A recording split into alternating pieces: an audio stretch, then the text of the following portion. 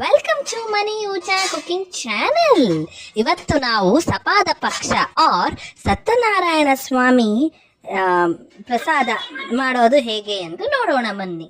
ಮೊದಲು ಒಂದು ಪ್ಯಾನ್ಗೆ 1-2 ಸ್ಪೂನ್ ತುಪ್ಪವನ್ನು ಹಾಕಿಕೊಳ್ಳಿ. ತುಪ್ಪ ಚೆನ್ನಾಗಿ ಕಾದ ನಂತರ ಗೋಡಂಬಿ ದ್ರಾಕ್ಷಿನ ಫ್ರೈ ಮಾಡಿಬಿಟ್ಟು ಸೈಡ್ಗೆ ಎತ್ತಿಟ್ಕೊಳ್ಳಿ.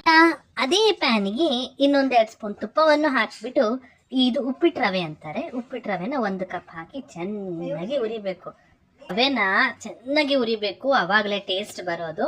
ಈ ರವೆನ ಚೆನ್ನಾಗಿ ಹುರಿದಷ್ಟು ಟೇಸ್ಟ್ ಚೆನ್ನಾಗಿರುತ್ತೆ. ಇದು ಉಪ್ಪಿಟ್ಟು ರವೆನಲ್ಲಿ ಮಾಡ್ತಾ ಇರೋದು, ಚಿರೋಟಿ ರವೆಲಿ ಮಾಡಬೇಡಿ, ಉಪ್ಪಿಟ್ಟು ರವೆಲೇ ಮಾಡಿ. ಚೆನ್ನಾಗಿ ಅದೇ ಮೀಡಿಯಂ ರವೆ ಅಂತಾರಲ್ಲ, ಉಪ್ಪಿಟ್ಟು ರವೆನ ಆ ರವೆನೇ ಇದು.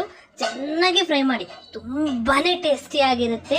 ಸೇಮ್ ಟು ಸೇಮ್ ಸತ್ಯನಾರಾಯಣ ಸ್ವಾಮಿ ಪೂಜೆನಲ್ಲಿ ಪ್ರಸಾದ ಮಾಡ್ತಾರಲ್ವಾ, ಅದೇ ಟೇಸ್ಟ್ ಇರುತ್ತೆ. ನಾವು ಹೇಳ್ಕೊಟ್ಟಿರುವ ರೀತಿನಲ್ಲೇ ಮಾಡಿ ಸೂಪರ್ ಆಗಿರುತ್ತೆ.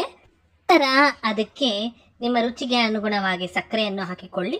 1 ಕಪ್ಗೆ ಅರ್ಧ ಕಪ್ ಸಕ್ಕರೆಯನ್ನು ಹಾಕ್ಕೊಳ್ತಾ ಇದ್ದೀವಿ. ಸಕ್ಕರೆ ಸ್ವಲ್ಪ ಕಮ್ಮಿನೇ ಹಾಕ್ಕೊಳ್ತಾ ಇದ್ದೀವಿ. ನೀವು ಜಾಸ್ತಿ ಬೇಕು ಅಂದರೆ ಜಾಸ್ತಿ ಹಾಕ್ಕೊಳ್ಬಹುದು. ಎಲ್ಲ ಅದನ್ನು ಹಾಕಿ ಚೆನ್ನಾಗಿ ಹುರಿರಿ. ರವೆ ಎಲ್ಲ ಹುರಿದು ಕೆಳಗಿಳಿಸ್ತಾ ಇದ್ದೀವಿ ಅನ್ನೋವಾಗ ಸಕ್ಕರೆ ಮತ್ತು ಬಾಳೆಹಣ್ಣು, ಸಣ್ಣ ಕೆಚ್ಚಿರುವ ಬಾಳೆಹಣ್ಣು ಹಾಕ್ಕೊಳ್ತಾ ಇದ್ದೀವಿ. ಅವಾಗ ಹಾಕಿ ಸ್ವಲ್ಪ ಫ್ರೈ ಮಾಡಿಬಿಟ್ಟು ಕಾದಿರುವ ಹಾಲನ್ನು ಹಾಕಿ ಮಿಕ್ಸ್ ಮಾಡಿ ಅಷ್ಟೇ.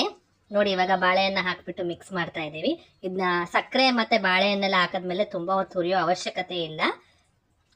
ಇದು ರವೆ ಎಲ್ಲ ಚೆನ್ನಾಗಿ ಹುರಿದ ಮೇಲೇ ಬಾಳೆಹಣ್ಣು ಸಕ್ಕರೆನ ಹಾಕಬೇಕು. ಇದೆಲ್ಲ ಸ್ವಲ್ಪ ಈ ಥರ ಹಾಕ್ಬಿಟ್ಟು ಚೆನ್ನಾಗಿ ಮಿಕ್ಸ್ ಮಾಡ್ಕೊಳ್ತಾ ಇದ್ದೀವಿ. ಅದಕ್ಕೆ ಹಾಲು, ಕಾದಿರುವ ಹಾಲನ್ನು ಹಾಕ್ಕೊಳ್ತಾ ಇದ್ದೀವಿ. ಇದು 1 ಕಪ್ಗೆ 2 ಕಪ್ ಥರನೂ ನೀವು ಹಾಕ್ಕೊಳ್ಬೋದು. ಸೇಮ್ ಉಪ್ಪಿಟ್ಟು ಮಾಡ್ತೀವಲ್ವ, ಆ ಕನ್ಸಿಸ್ಟೆನ್ಸಿನಲ್ಲೇ ಹಾಲು ಹಾಕ್ಕೊಳ್ತಾ ಇದ್ದೀವಿ.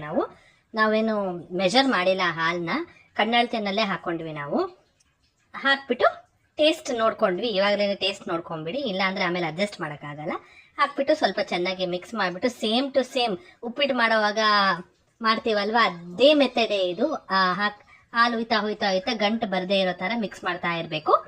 ಮಿಕ್ಸ್ ಮಾಡಿಬಿಟ್ಟು ಸ್ವಲ್ಪ ಅದು ಗಟ್ಟಿ ಆದ ನಂತರ ಸ್ಟವ್ ಆಫ್ ಮಾಡಿಬಿಡಿ.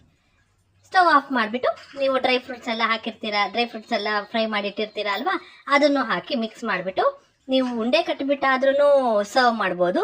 ಇಲ್ಲ ಅಂದರೆ ನೀವು ಅದೇ ಹಾಗೆ 1 ಕಪ್ಪಲ್ಲಿ ಹಾಕ್ಕೊಂಡು ಸರ್ವ್ ಮಾಡ್ಕೊಳ್ಬೋದು. ತುಂಬಾ ರುಚಿಯಾಗಿ ಈ ಥರ ಕನ್ಸಿಸ್ಟೆನ್ಸಿವರೆಗೂ ಮಿಕ್ಸ್ ಮಾಡಿಬಿಟ್ಟು ಬಿಟ್ಬಿಡಬೇಕು. ಹೀಗೆ ಮಾಡಿದ ನಂತರ ಸಪಾದ ಪಕ್ಷ ಸವಿಯಲು ಸಿದ್ಧ.